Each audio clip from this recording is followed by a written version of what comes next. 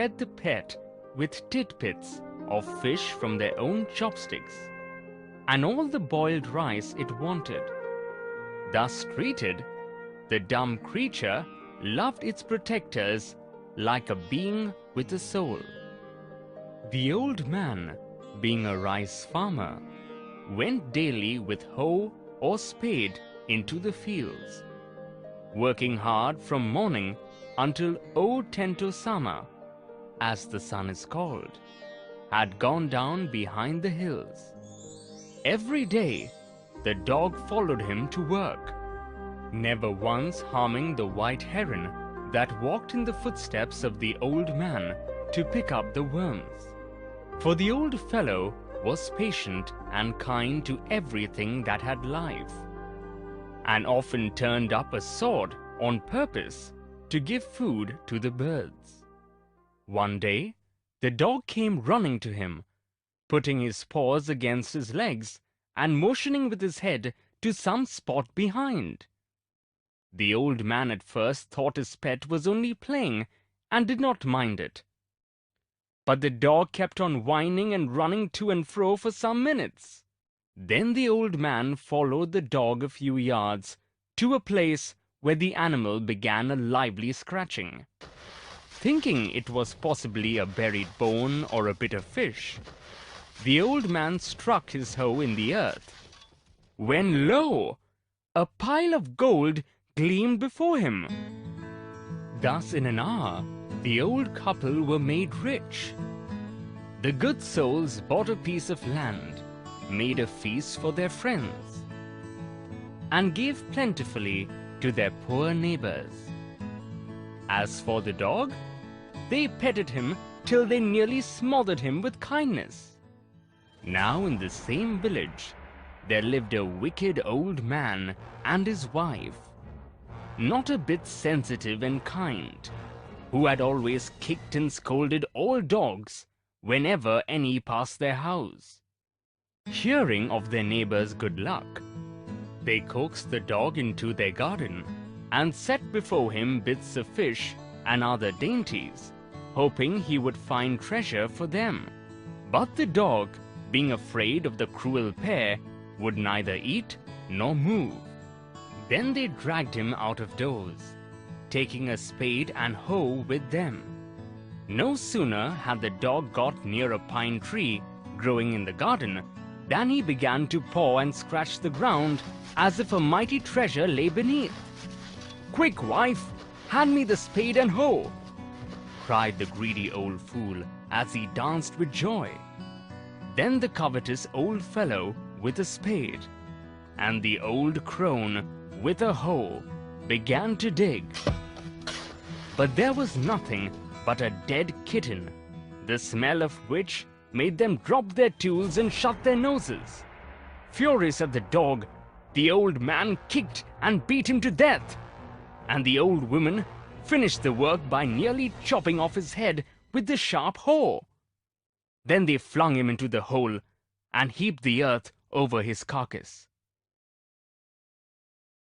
The owner of the dog heard of the death of his pet, and mourning for him as if he had been his own child, went at night under the pine tree. He set up some bamboo tubes in the ground, such as are used before tombs, in which he put fresh flowers. Then he laid a cup of water and a tray of food on the grave, and burned several costly sticks of incense. He moaned a great while over his pet, calling him many dear names, as if he were alive. That night, the spirit of the dog appeared to him in a dream and said, "Cut down the pine tree over my grave, and make from it a mortar for your rice pastry and a mill for your bean sauce." So the old man chopped down the tree and cut out of the middle of the trunk a section about 2 feet long. With great labor, partly by fire, partly by the chisel, he scraped out a hollow place as big as a small bowl. He then made a long-handled hammer of wood, such as is used for pounding rice. When New Year's time drew near, he wished to make some rice pastry. When the rice was all boiled, Granny put it into the mortar. The old man lifted his hammer to pound the mass into dough, and the blows fell heavy and fast till the pastry was all ready for baking. Suddenly, the whole mass turned into a heap of gold coins. When the old woman took the hand mill and filling it with beans began to grind, the gold dropped like rain. Meanwhile, the envious neighbor peeped in at the window when the boiled beans were being ground. "Goody me!"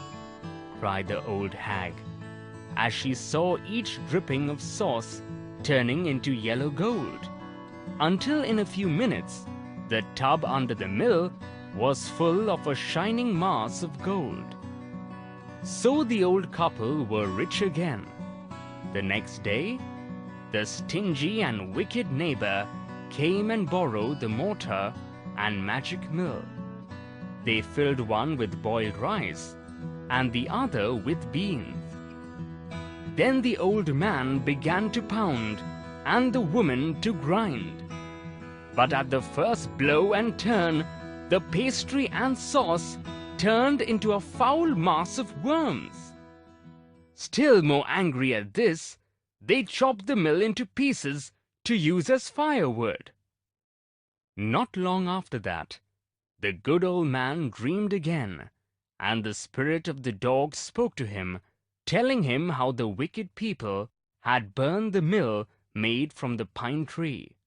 "Take the ashes of the mill, sprinkle them on the withered trees, and they will bloom again," said the dog spirit. The old man awoke and went at once to his wicked neighbor's house, where he found the miserable old pair sitting at the edge of their square fireplace in the middle of the floor, smoking and spinning. From time to time, they warmed their hands and feet with the blaze from some of the bits of the mill, while behind them lay a pile of the broken pieces. The good old man humbly asked for the ashes, though the covetous couple turned up their noses at him and scolded him as if he were a thief. They let him fill his basket with the ashes. On coming home, the old man took his wife into the garden. It being winter, their favorite cherry tree was bare. He sprinkled a pinch of ashes on it, and lo! It sprouted blossoms until it became a cloud of pink blooms which perfumed the air. The news of this filled the village, and everyone ran out to see the wonder. The covetous couple also heard the story, and gathering up the remaining ashes of the mill, kept them to make withered trees blossom. The kind old man, hearing that his lord, the daimyo, was to pass along the high road near the village, set out to see him, taking his basket of ashes. As the train approached, he climbed up into an old withered cherry tree that stood by the wayside. Now in the days of the daimyos, it was the custom when their lord passed by for all the loyal people to shut up their high windows. They even pasted them fast with a slip of paper so as not to commit the impertinence of looking down on his lordship. All the people along the road would fall upon their hands and knees and remain prostrate until the procession passed by. The train drew near. One tall, competent man marched ahead, crying out to the people by the way, "Get down on your knees! Get down on your knees!" And everyone kneeled down while the procession was passing. Suddenly, the leader of the van caught sight of the aged man up in the tree. He was about to call out to him in an angry tone, but seeing he was such an old fellow, he pretended not to notice him and passed him by. So when the daimyo's palanquin drew near, the old man, taking a pinch of ashes from his basket, scattered it over the tree. In a moment, it burst into blossom. The delighted daimyo ordered the train to be stopped and got out to see the wonder. Calling the old man to him, he thanked him and ordered presents of silk robes, sponge cake, fans, and other rewards to be given him. He even invited him to his castle. So the old man went gleefully home to share his joy with his dear old wife.